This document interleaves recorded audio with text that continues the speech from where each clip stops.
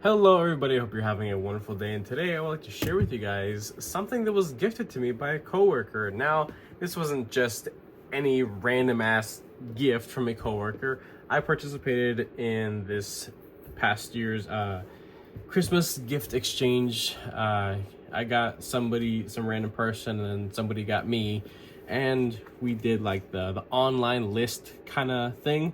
And I only put two things. It was two small fixed blades. Now, if you guys have watched me for any length of time, I don't do fixed blades. That's just not something that I typically do.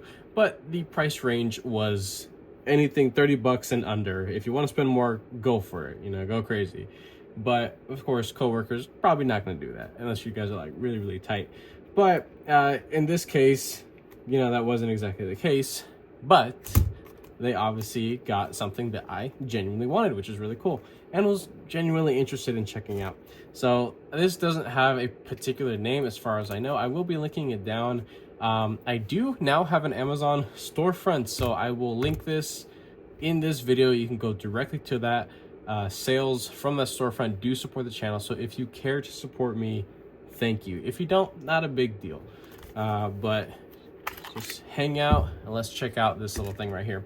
So nothing super special about this.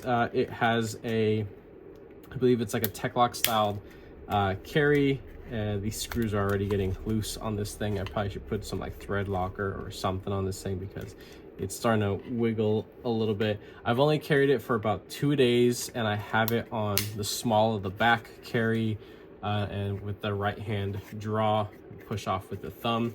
It's comfortable. I can't say that sitting down for long periods of time it bugs me on recliners or regular chairs, plastic chairs, padded chairs.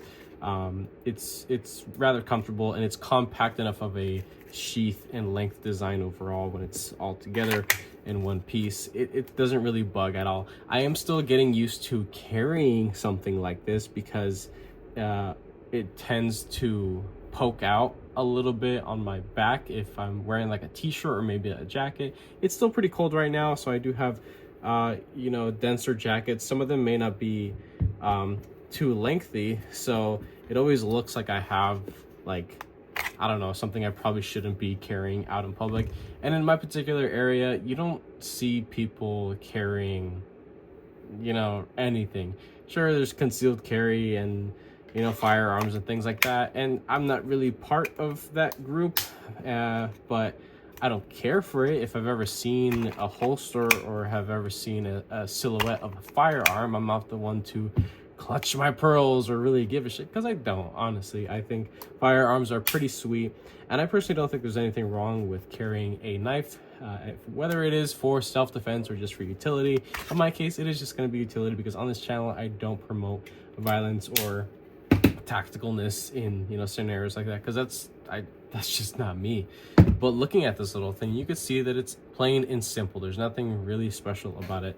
One cool thing, I suppose two cool things that some people may consider to be bells and whistles.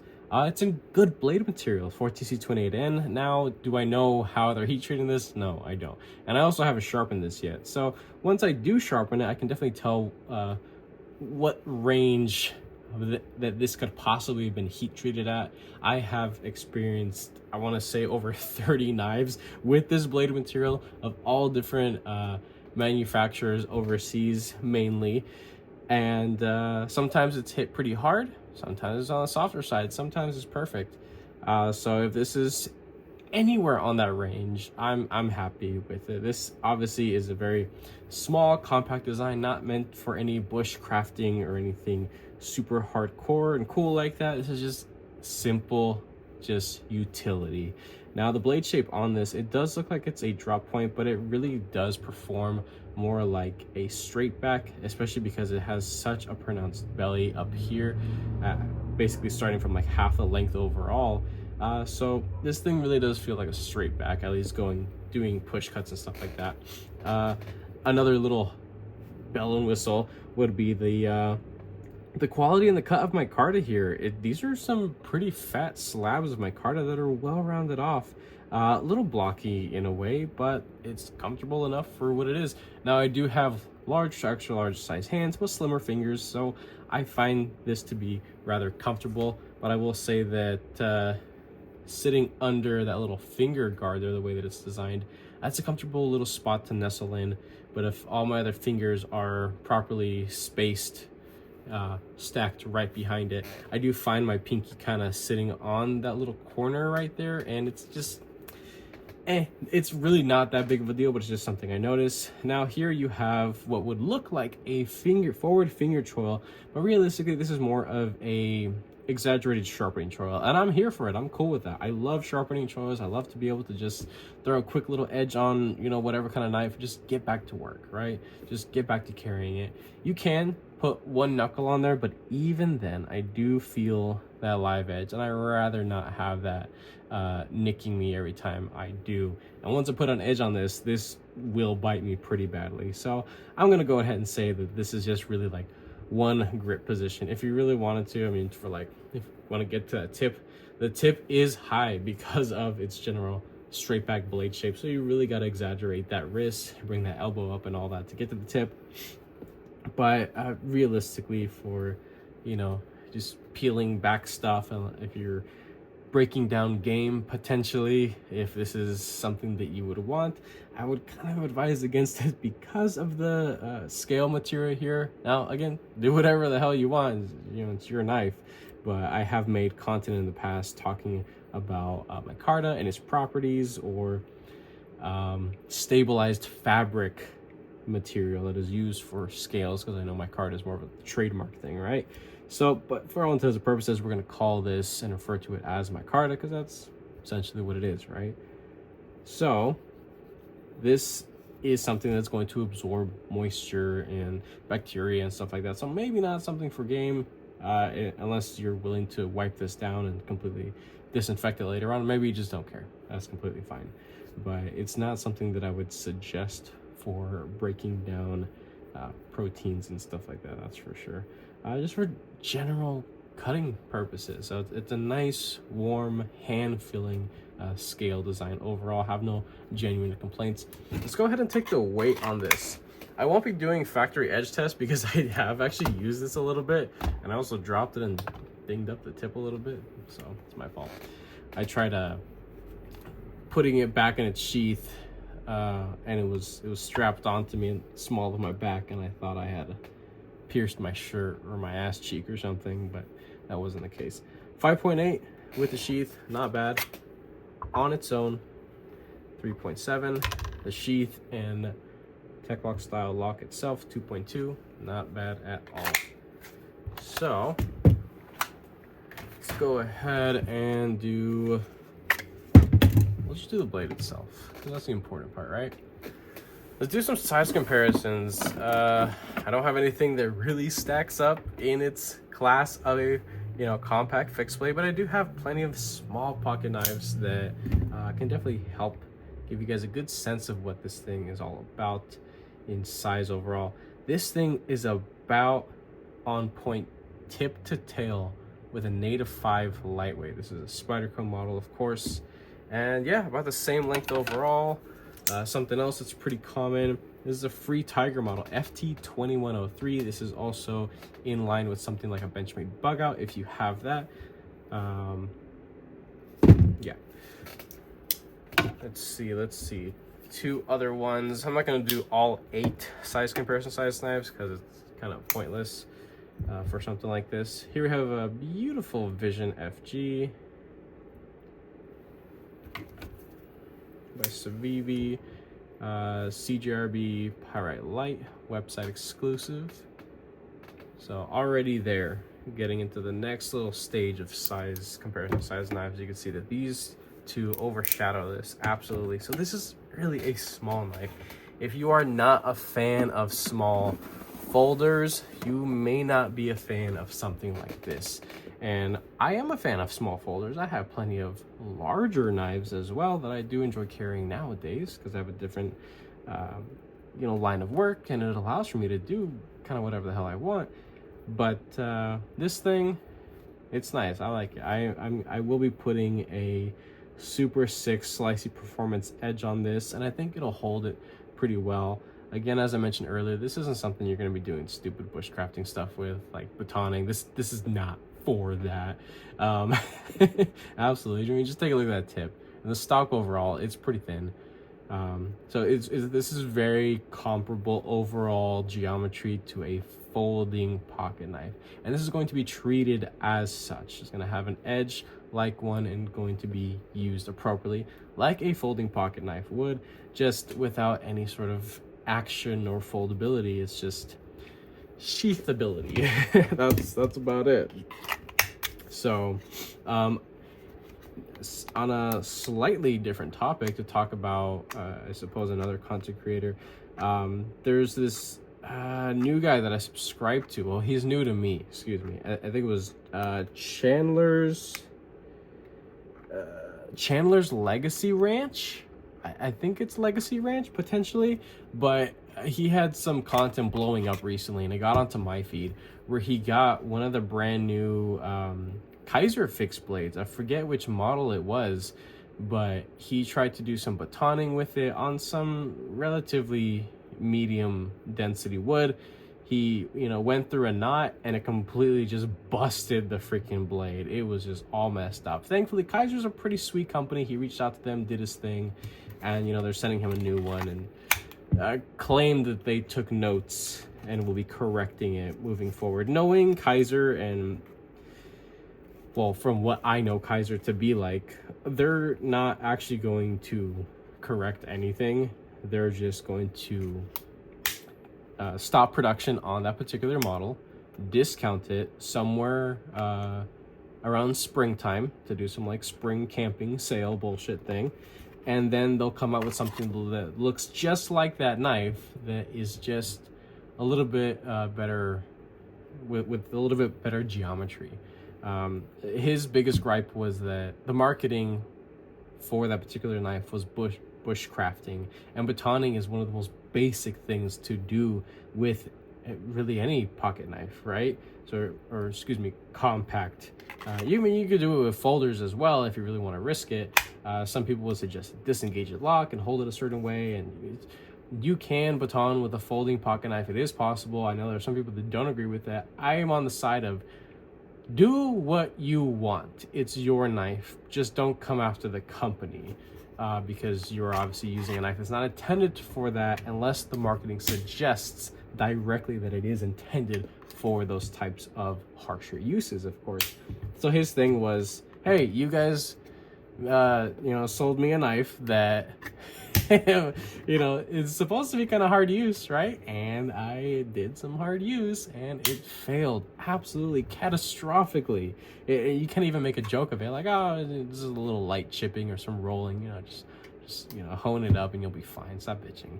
No, it was bad. It was bad. Let me know if you guys saw that video and his follow-up video too. I went ahead and subscribed to his channel because I think he's a relatively wise individual and I like what he has to say. Absolutely. So go ahead and check that guy out as well. And again, his recent content about his stuff and experience currently with Kaiser. I believe it was Chandler's Legacy Ranch. Correct me if I'm wrong, but I think that's what it is. One last little thing that I wanted to do here. I actually wanted to take apart this build. I wanted to take apart the freaking thing because I wanted to see if the scales are actually the same thickness. For whatever reason, my eyes are just tricking me or something, but it looks like one scale is slightly wider than the other. It's weird. I don't really know what's going on, honestly. And I'm looking for my bits. Give me 1 second. Where are you?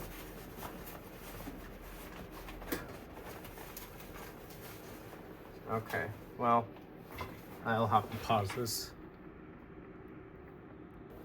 Alright, I found my stuff. This is what I'm looking for. This guy and the big red fat driver. These guys are also on my Amazon storefront for tools of the trade. And I'm guessing T8 could be larger. Yeah, that actually looks like T8. So realistically, I didn't actually need this. So you could use this little stubby guy right here, or if you have a fancier driver like this guy right here. I'm gonna go ahead and see if I'm gonna need both at the same time. Maybe I don't want them spinning. Oh, yeah, they're both kind of spinning in a way. Oh, that's interesting. I'm taking one off and the other one's getting unscrewed. So, all right, that works. I'm curious to see if there's just like a threaded barrel through the thing. Yeah, well, there you go. That answers my question right there. It's just a nice little threaded barrel. So cool. Nice silver steel hardware. You can like polish it up if you wanted to, and hit it with a torch, maybe get some blues or purples or some like straw gold colors out of it, just to kind of make it unique. These are also pretty easy to dye the scales as well if you wanted to. Now, one little warning, and this is just what I know from experience, is dyeing micarta scales at a certain thinness. Oh, there goes that. They can shrink and they will warp, but I'm willing to bet that scales of this thickness probably wouldn't have much of an issue. So I like the natural color, it's nice, but I think it would be cool to do, you know, a blue, or, you know, depending on how the blue takes. If that doesn't work, then just go black. I mean, you can't go wrong with that. Now, looking at these off the actual knife itself, yeah, they do look pretty darn even. It was just, for some reason, one side looked a little bit thicker than the other. I thought it was just like a machining issue, but no, I mean, these are damn near exactly the same. Now, I should probably get some calipers. That's what I need to really hone in on things like that. But at least you guys can see what this thing looks like on the inside. It's just full thickness, full flat, you know, nice dense micarta scales. So there's that. It's very simple hardware, T8 for the whole thing, which is nice. And if you want to go and just paracord wrap it or skeleton carry it, you can start there and wrap all the way down. This is an exposed lanyard loop if you want, but you could just end the paracord wrap there as well and just have a little, maybe like a little bulb of like a knotted bulb here, just to give a little bit of something to like pinch and hold on to. If you really wanted to carry this thing as it is, I can't say that this is super uncomfortable either, because this is very well rounded. There's no sharp corners. There's nothing that seems like it was kind of forgotten about. The whole shape itself, it does lend itself to people who want to be a little bit creative and maybe want to practice making their own scales. I think that this would be a pretty cool little build to work on. Absolutely. So if I ever get into making scales or something like that, then this is probably something that I would start with, definitely. At least to get into the comfort of like rounding off edges and contouring and stuff like that. If anybody is curious, I'll go ahead and take the weight of this thing fully broken down. Let's check that out. 2.5. So hey, if you want a super thin freaking carry, I was putting it in backwards. All right, well, you know, there might be an issue to carrying something like this because the retention is because of the scales itself. So never mind, I'm an idiot. That did not work like I thought it was going to, but at least you guys got to see it, and it probably answered some people and their curiosity. So that is it. I will be linking this guy down and any other stuff used in this video, like the bit set for the Torx bits and the little stubby driver. This thing is very comfortable, but it's large and dinky. Not a lot of people like it, but you'll be thankful if you have something like this because it is very cheap, very inexpensive, and I have used it quite a bit. I think I used this thing for years before I ever got something, you know, nicer like this that has an actual bearing on the end to do some, you know, different sort of torque.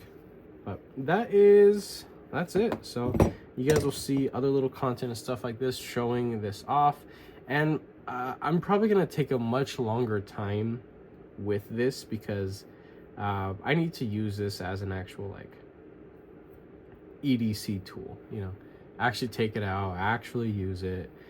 for what it's intended to be used for, of course. Maybe some harder tasks as well, things that I probably wouldn't put my nicer pocket knife through, right?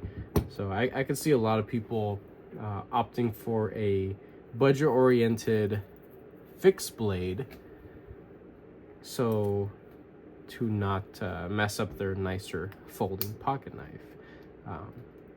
That's probably just where my mindset is at currently at the moment. That's all I can really think about. But that is pretty much it. So I'll link this down. If you guys are interested, go ahead and check it out on my Amazon storefront. If you do purchase anything from there, just know it does support the channel. I do definitely appreciate any kind of support, that's for sure. But if you don't care to do that, no hard feelings, not a big deal.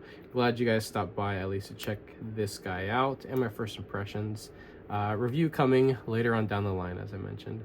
But that is pretty much it. If you guys like this video, go ahead and leave a like down below. If you are subscribed, thank you so much. I appreciate all your support and your patience, of course. If you are not subscribed, please consider subscribing, because I put more videos and content coming you guys' way. And with that being said, I hope you have a wonderful rest of your day.